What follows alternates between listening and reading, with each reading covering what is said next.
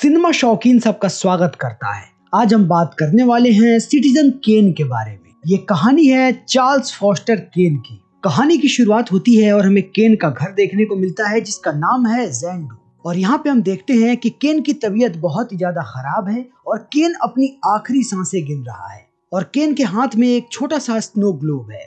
जैसे ही केन के हाथ से स्नो ग्लोब गिरता है, केन की मृत्यु हो जाती है और मरते समय केन के मुंह से सिर्फ एक ही शब्द निकलता है और वो शब्द होता है रोजबर्ड। और उसके बाद चारों तरफ केन की मौत की खबर फैल जाती है क्योंकि केन एक बहुत ही प्रसिद्ध व्यक्ति है और इसलिए हर जगह सिर्फ केन की ही चर्चा हो रही होती है और यहाँ पे पूरी दुनिया के लोग केन के जिंदगी के बारे में जानना चाहते हैं। तभी हमें देखने को मिलता है कि एक अखबार की कंपनी का मालिक अपने एम्प्लॉय को कहता है कि मुझे उस शब्द का मतलब जानना है जो शब्द केन ने मरते वक्त कहा था, यानी कि रोजबर्ड। और उसके बाद ये रिपोर्टर इस शब्द का मतलब पता करने के लिए निकल पड़ता है और इस रिपोर्टर का नाम है जेरी थॉमसन। और उसके बाद थॉमसन प्लानिंग करता है कि वो उस हर एक व्यक्ति के पास जाएगा जिसके करीब केन था और जो लोग भी केन की जिंदगी के बारे में थोड़ा बहुत भी जानते थे, जेरी थॉमसन उनके पास भी जाने की कोशिश करता है। और इस लिस्ट में सबसे पहला नाम आता है सुजेन का, जो कि चार्ल्स फॉस्टर केन की दूसरी पत्नी थी।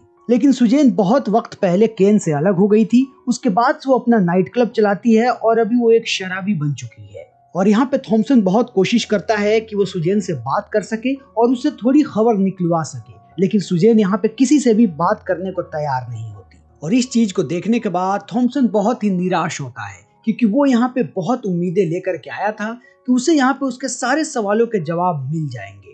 लेकिन यहाँ पे सुजेन की हालत ऐसी है कि वो अपने बारे में ही कुछ नहीं बता पा रही, तो वो केन के बारे में कैसे बताएगी। और उसके साथ साथ वो केन को याद भी नहीं करना चाहती। और इस चीज को देखने के बाद जेरी थॉमसन के दिमाग में सिर्फ एक ही नाम आता है और वो नाम होता है वॉल्टर पार्क्स थैचर। और केन के पत्नियों के अलावा यही एक ऐसा आदमी है जो कि केन के बारे में ज्यादा चीजें जानता है। लेकिन थैचर बहुत वक्त पहले मर चुका है, लेकिन थैचर ने मरने से पहले अपनी बहुत सारी किताबें लिखी हैं जिसमें उसने अपनी जिंदगी के बारे में बहुत सारी चीजें लिखी हैं। उसके बाद थॉमसन पहुंचता है थैचर के म्यूजियम में और उसको वहां पे कुछ किताबें मिलती हैं और जब उन किताबों को वो पढ़ना शुरू करता है तब उसे केन के बचपन के बारे में कुछ चीजें पता चलती हैं। और यहाँ पे हमें जानने को मिलता है कि केन बचपन में इतना अमीर नहीं था, बल्कि बचपन में उसके घर की माली हालत बहुत ही ज्यादा खराब थी और केन का पूरा परिवार एक कोलोराडो के बोर्डिंग हाउस में रहता था और केन अपने पेरेंट्स का इकलौता बच्चा था। और थोड़े समय के बाद केन के परिवार की किस्मत तब बदली जब उनके जमीन के नीचे उन्हें सोने का खदान मिला और ये खदान उस जमीन के नीचे था जो जमीन केन के माँ के नाम पे था। और इस चीज को देखने के बाद केन की माँ समझ गई कि अब उनकी जिंदगी में बदलाव आ सकता है। उसके बाद केन की माँ ने थैचर को बुलाया और उसके बाद केन को उसके हवाले कर दिया ताकि केन की परवरिश अच्छे से हो सके। लेकिन जब थैचर घर पे आया हुआ होता है तब केन इस बात से बेखबर होता है कि उसे अपने परिवार को छोड़ करके अब अकेले रहना पड़ेगा एक अनजान व्यक्ति के साथ। और एक तरफ केन की माँ उसके लिए बात कर रही होती है थैचर से और दूसरी तरफ केन खेल रहा होता है। और यहाँ पे हम केन को बर्फ में अपने स्लेट के साथ खेलते हुए देखते हैं और केन को यहाँ पे खेलता हुआ देख के लगता है कि केन को अपना स्लेट बहुत ही ज्यादा पसंद है। और उसके थोड़े समय के बाद जब केन वापस आता है और उसे ये बात पता चलती है कि उसे अब यहाँ से जाना पड़ेगा, इस चीज को सुनने के बाद केन बहुत ही ज्यादा गुस्सा हो जाता है और वो अपने स्लेट से थैचर को मारता है क्योंकि केन आज से पहले अपने परिवार से कभी भी दूर नहीं रहा। इसीलिए केन यहाँ से जाना नहीं चाहता और वो थैचर को मार के यहाँ से भागने लगता है। लेकिन केन अपनी किस्मत से नहीं भाग पाता और उसे थैचर के साथ जाना ही पड़ता है। उसके बाद समय ऐसे ही बीतते जाता है और थोड़े समय के बाद हम देखते हैं कि केन अब जवान हो चुका है और अब केन 25 साल का हो चुका है और वसीयत के मुताबिक अब वो अपने पूरे साम्राज्य का मालिक है। और जैसे ही केन के हाथ में अपने संपत्ति की बागडोर आती है, वो अखबार का बिजनेस शुरू करता है और उसके बाद वो बहुत सारे लोगों की धज्जियां उड़ाता है और वो एक से एक आर्टिकल पब्लिश करता है जिससे इस कंपनी के बहुत सारे दुश्मन खड़े हो जाते हैं। और इस चीज को देखने के बाद थैचर बहुत ही ज्यादा परेशान हो जाता है क्योंकि केन से पहले इस बिजनेस को थैचर चला रहा था और अब धीरे धीरे थैचर बहुत ही ज्यादा मुश्किलों में पड़ता जा रहा है। और थैचर बार बार केन को समझाने की कोशिश करता है लेकिन केन नहीं समझता और वो अपनी मनमानी करता जाता है क्योंकि केन का खून गर्म है और वो एक अलग तरीके से सोचता है। वो पूरी दुनिया को मुट्ठी में कर लेना चाहता है। और समय ऐसे ही बीतते जाता है और थोड़े समय के बाद स्टॉक मार्केट में एक क्रैश आता है और इस चीज के बाद कंपनी को घाटे में जाना पड़ता है। और इस चीज को देखने के बाद केन भी बहुत ही ज्यादा परेशान हो जाता है और उसके बाद केन ना चाहते हुए भी अपने अखबार का नियंत्रण एक बार फिर से थैचर को दे देता है, क्योंकि केन के पास दूसरा कोई भी रास्ता नहीं होता। और थैचर की किताबें पढ़ के थॉमसन को इतना आइडिया लग जाता है कि केन की जिंदगी में उस उम्र तक क्या हुआ। और उसके बाद थॉमसन केन की जिंदगी के आगे की कहानी जानने के लिए वहां से बाहर निकलता है। उसके बाद वो पहुंचता है मिस्टर बर्स्टीन के पास, जो कि केन के दोस्त हुआ करते थे। और यहाँ पे बर्स्टीन बताता है कि केन एक बहुत ही चालाक व्यक्ति थे और उन्हें पता था कि अपने बिजनेस को कैसे बढ़ाया जाता है, इसलिए उन्होंने अपने अखबार के बिजनेस को बढ़ाने के लिए उस समय के सबसे बेहतरीन पत्रकारों को काम पे रखा था। और उसके साथ साथ बर्स्टीन यहाँ पे ये भी बताता है कि केन ने किस चालाकी के साथ अमेरिका के राष्ट्रपति के भतीजी एमिली नॉर्टन के साथ शादी की, और इसके लिए उन्होंने पब्लिक की राय में हेरफेर की। पब्लिक जो राय उस समय के युद्ध के बारे में दे रही थी, जिससे अमेरिका के राष्ट्रपति को फायदा हुआ। और उसके बाद उन्होंने अपनी भतीजी की शादी केन से कर दी। और केन ये शादी इसलिए करना चाहते थे क्योंकि उन्हें पता था कि वो भविष्य में सत्ता में कदम रखना चाहते हैं, और उन्हें पता था कि अगर उनकी शादी राष्ट्रपति के भतीजी के साथ हो गई तब उन्हें पॉलिटिक्स ज्वाइन करने से कोई नहीं रोक सकता। और इस आदमी से बात करने के बाद थॉमसन पहुंचता है केन के एक और दोस्त के पास, जिनका नाम होता है दिदिया लेलैंड। और यहाँ पे लेलैंड बताते हैं कि दिन प्रतिदिन केन के ताल्लुकात उसकी पत्नी के साथ खराब होते चले गए, और धीरे धीरे मानसिक तौर पे दोनों कैसे एक दूसरे से दूर होते चले गए। और इस खालीपन को भरने के लिए कुछ समय के बाद केन के नाजायज ताल्लुकात शुरू हुए एक कम उम्र की लड़की के साथ, जो कि केन से बहुत छोटी थी और वो शौकिया तौर पे गाना गाया करती थी। और ये उस वक्त की बात थी जब केन न्यूयॉर्क के गवर्नर के लिए इलेक्शन लड़ रहे थे, लेकिन ये ऐसी बात थी जो छुपाए नहीं छुप सकती थी। इसलिए थोड़े समय के बाद केन की पत्नी को इसके बारे में पता लग गया, और उसके बाद वो उस लड़की के घर पहुंच गई जिसका नाम था सुजेन, और उसके साथ केन भी था। लेकिन अपना भांडा फूटने के बाद भी केन अपनी हरकतों से बाज नहीं आया, और उसने वही किया जो केन हमेशा से करता आया है।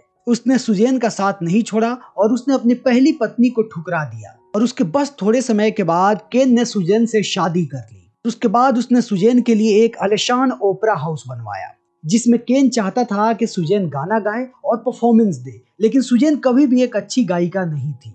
और ये बात सुजेन को भी पता थी, इसलिए वो बार बार केन को मना करती थी कि वो नहीं गा सकती। लेकिन केन बार बार उसे फोर्स करता था और कहता था कि तुम्हें तो कैसे भी गाना ही पड़ेगा।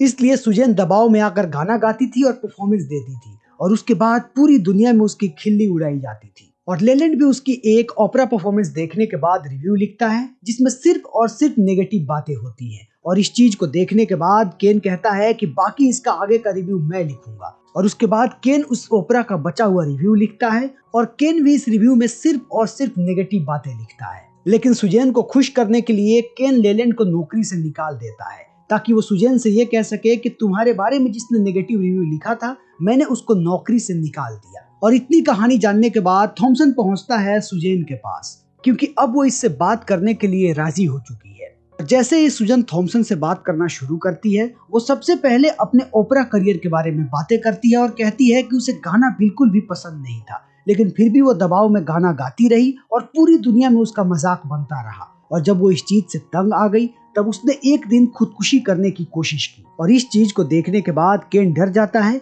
और तब वो कहता है कि अगर तुम नहीं चाहती तब तुम गाना मत गाओ। और उसके बाद सुजेन की जिंदगी केन के साथ ऐसी ही बीतती जाती है, और उनकी जिंदगी में हमेशा उतार चढ़ाव आते रहते हैं। और सुजेन और केन का रिश्ता भी वैसे ही हो जाता है जैसे थोड़े समय पहले केन का रिश्ता था अपनी पहली पत्नी के साथ। और उसके बाद समय ऐसे ही बीतते जाता है, और एक दिन वो वक्त आ जाता है जब सुजेन भी केन को छोड़ के चली जाती है। और सुजेन के जाने के बाद केन एक बार फिर से अकेला हो जाता है, और उसके बाद वो बहुत गुस्सा हो जाता है और पूरे कमरे की चीजों को तोड़ने लगता है। और ये चीज बताती है कि केन क्या महसूस कर रहा है। और जब केन कमरे की चीजों को तोड़ रहा होता है, तभी उसे एक छोटा सा स्नो ग्लोब दिखाई देता है, और इसे देखने के बाद केन के मुंह से सिर्फ एक ही शब्द निकलता है, और वो शब्द होता है रोजबर्ड। और केन ऐसा क्यों कहता है, इस चीज के बारे में हम इस कहानी के अंत में जानेंगे। और इस चीज को सुनने के बाद थॉमसन यहाँ पे केन की पूरी जिंदगी जान चुका है, लेकिन वो अभी तक रोजबर्ड का असली मतलब नहीं जान पाया। इसलिए वो हार मान जाता है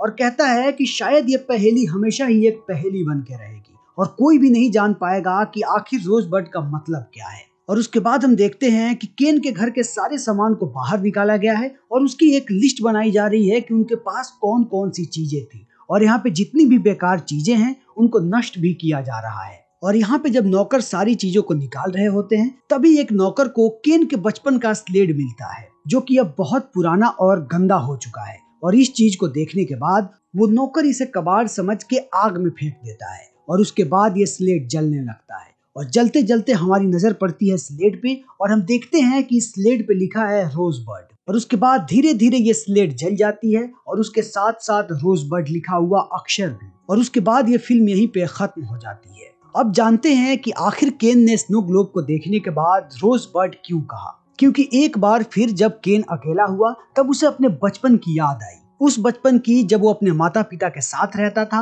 और वो बर्फ वाले पहाड़ों में खेलता था। और उस पहाड़ों में उसका सबसे जो बेहतरीन साथी था वो था उसका स्लेट जिसका नाम था रोजबर्ड। और इसीलिए यहाँ पे केन ने रोजबर्ड कहा। लेकिन बाकी लोग इस शब्द को समझ नहीं पाए और उनके लिए ये शब्द एक रहस्य बन के रह गया। तो हमारी आज की ये वीडियो यहीं पे खत्म होती है। उम्मीद है कि आपको हमारी ये वीडियो पसंद आई होगी। अगर आपको हमारी ये वीडियो पसंद आई हो तो इसे लाइक करें, शेयर करें और चैनल को सब्सक्राइब करें। Thank you.